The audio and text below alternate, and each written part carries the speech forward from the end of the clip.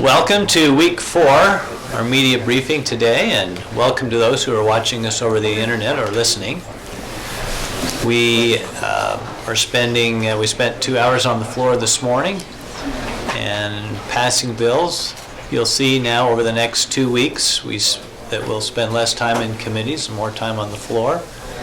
And it's the other way around at the first of the session while we get bills out to the floor, and you'll notice there's a long list of bills hanging there on the second reading calendar that we need to get to. We'll have plenty of time to do that, though, here in the next coming weeks.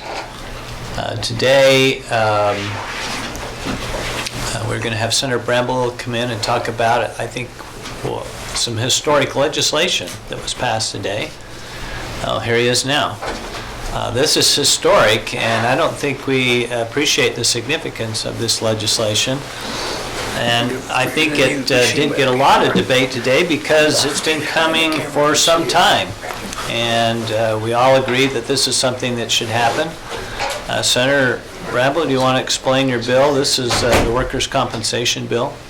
Yeah, you know, when we began WCF back in the actually in the teens, the state put up some money that had been paid back by, I believe, the mid-20s or early 1930s. In the 1980s, there was a major change in the governance of the fund. Most recently, in 2004, the state rejected a settlement. The state had brought a lawsuit dealing with the ownership of the fund. The state's position was that the citizens of Utah own the assets of WCF. It went to court. During that court proceeding, there was a negotiation between the state and WCF. I was directly involved representing the legislature in those negotiations, signed a confidentiality agreement and dug into the financial matters. And we negotiated a $50 million settlement with WCF. That was rejected by the state auditor and by Governor Walker. Immediately after we adjourned that session in 2004, the general session, the court ruled in WCF's favor on motion for summary judgment, and we certainly didn't receive there was no further settlement discussions. What that court case said was that the assets of the fund were owned by its policyholders. So now you have an entity where the assets are owned privately. The governance still had ties to the state of Utah. A couple of years ago, WCF relinquished their federal tax credit, and today was the final. This bill is the final step in making WCF a mutual insurance company. The benefit of that is we have long-standing statutory framework and regulatory provisions for a mutual insurance company. And so rather than this being kind of in limbo on what really was the nature of the fund, this makes it a true mutual insurance company. It also establishes, if you will, the insurer of last resort, which is the most important, to me anyway, is the most important aspect of the whole workers' comp issue, is that we do have an insurer of last resort. What insurer of last resort, or the residual market, that's what that's referred to, those are synonymous. We require businesses to carry workers' compensation coverage. Because we require them to carry coverage, we have to provide a means that coverage can be available. The residual market is that market that can't find insurance anywhere else. WCF has done a wonderful job in addressing the needs of the residual market for decades. They would prefer this legislation to statutorily direct that they be the insurer of last resort permanently. We can't do that under our Constitution, so this bill sets up an RFP process. WCF will continue to be the insurer of last resort through 2020. During that time, an RFP will be created. I read it on the floor, the very high bar that's established in the statute for someone to respond to the RFP in terms of length of time they've been writing workers' comp in Utah, their financial capability, how much they're doing in the way of workplace safety and those kinds of things. So any company that would want to come in and bid on that besides WCF would have to meet a pretty high bar. And the bill says that new contract would be for a term of not less than 10 years And if someone wanted to amend that to make it 15 or 20, that would not be, I wouldn't oppose that as a sponsor of it. Are there any questions about passage of this bill today, or passage over to third? I just thought it might be of interest. It's a significant milestone in the progress of the privatization of workers' comp, and the most important issue for us is that we have an insurer of last resort, and I think that we've well established that in this bill. But there are a couple of things. We enjoy very competitive workers' compensation rates relative to other states. That's one of the metrics that people look at when they look at expanding their business. Utah's been very, very competitive. We've regularly been on the lower end of the cost of workers' comp. We want them to remain competitive. We want them to be nimble enough to respond to changes in the marketplace. And by removing the strings from the state, we believe that this will do it in a very effective way. We also welcome our minority leader here today, Senator Davis. We appreciate his participation and joining with us in our press availability. We also have some members of the House with us today. Representative McKay and Representative Spenla, welcome to Senate press availability. And they're here to make an announcement that has been worked on in the Senate Appropriations, or in the Joint Appropriations Committee, Education Committee. And Senator Hilliard would be here, but could not make it. So we've asked the chair, Representative McKay, to come in and make that announcement here in this press availability. Representative? Thank you, Mr. President. We have heard, am I close enough? I don't know how this works, but I'm used to it. There you go. That's how it doesn't work. Is it working? So as a joint appropriations committee, we've been meeting for a few weeks now, working on the education budget, and Senator Hilliard sends his regrets that he couldn't join us today. He had a previous familial commitment, but asked that I try to be a pinch hitter. It's kind of like asking the really scrawny kid to step in for Barry Bonds, but at this point, That would be me, probably. So one of the things the Joint Legislative Committee has been focusing on is trying to find an opportunity to further the investment in our classrooms. And Mr. President, we've, as a joint committee, are going to recommend a 3% WPU increase to the Executive Appropriations Committee.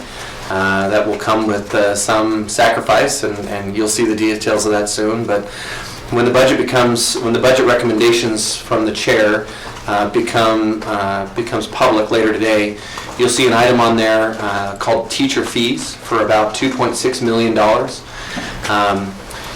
There was a hearing recently with the State Board of Education requesting that they have the ability to increase the fees that teachers pay, and that was a very difficult meeting and a very, very difficult decision for the State Board of Education to have. And there was a request that was made to increase those fees. And after meeting with all the stakeholders and looking at our on-time budget allocations, we've made a decision that we're going to recommend to the Executive Appropriations that teachers in the state of Utah will not have any licensing fees. That program will be funded from an ongoing perspective. We recognize that this is not, a major pay increase. It's not many things that our teachers are deserving of or in need of, but we wanted to send something small. As a former educator myself, I remember paying those fees, and I remember thinking how interesting it was that I was paying my employer so that I could continue working for my employer. And I think this will go a long way in bridging that gap.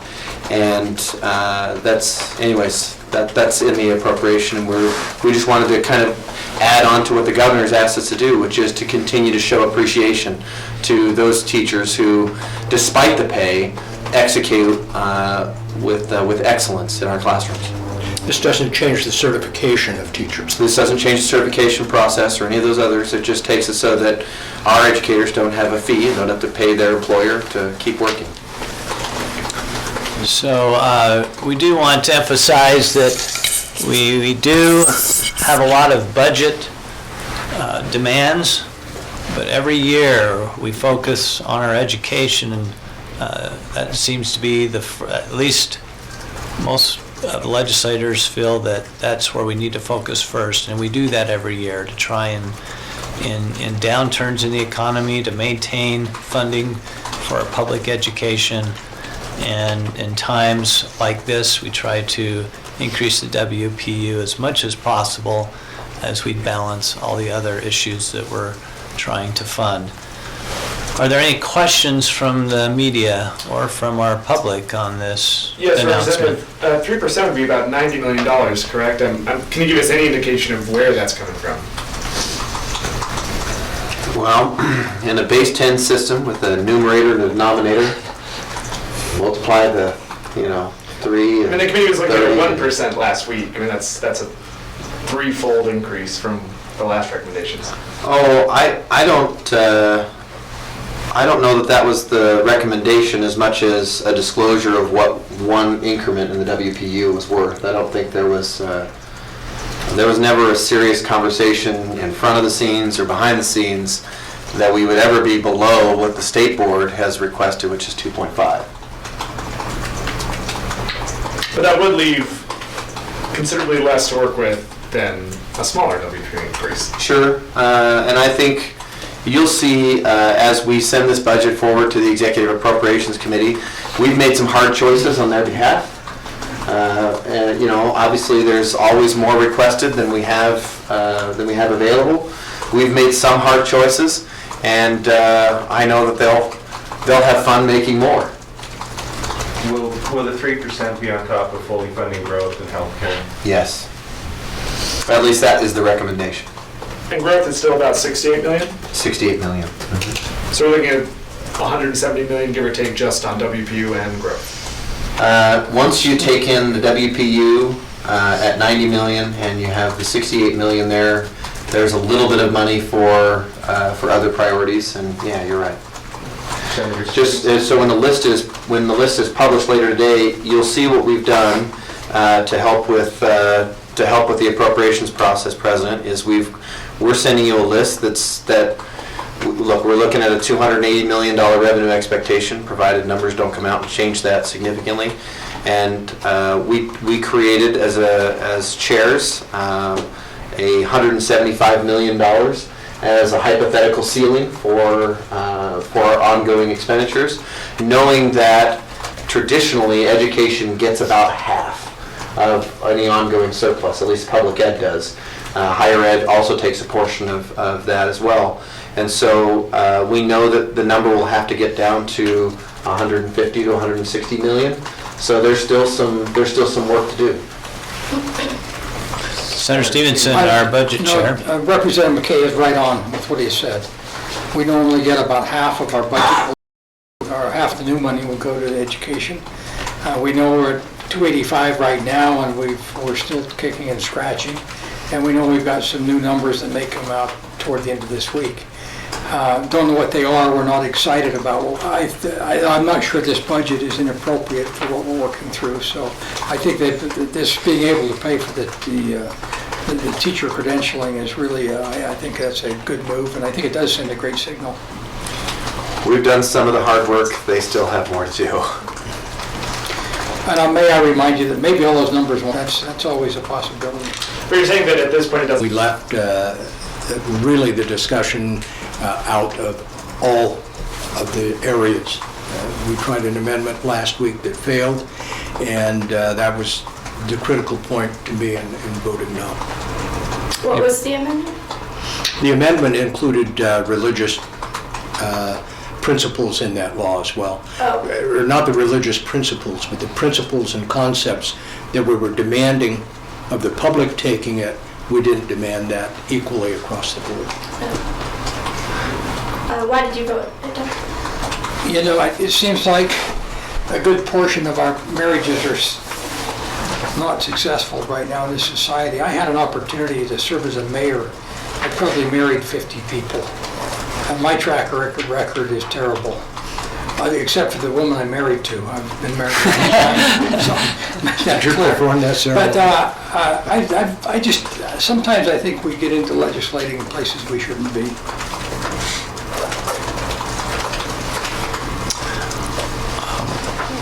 Anything from our Rules Committee? Anything you'd like to, We've got. any statistics that are interesting? I don't know. It would take a real interesting person to find these statistics interesting. But we've got 595 numbered bills. 53 of them now have passed the legislature. So we've got our work cut out for us the next 3.5 weeks. Yeah, look at that second reading Yeah. calendar. Yep. And I look at the one in the House. There's a lot to do, but it seems to come together in the end. Yeah, we're about on track from where we've been in the past, actually. So it's not unusual, the position we're in right now. It's pretty on track. Thank you, Senator Henderson. Is there any questions from our viewers? This moment. All right, if there's no other questions, thanks for being here today. Same time, same place. Tomorrow. Sure.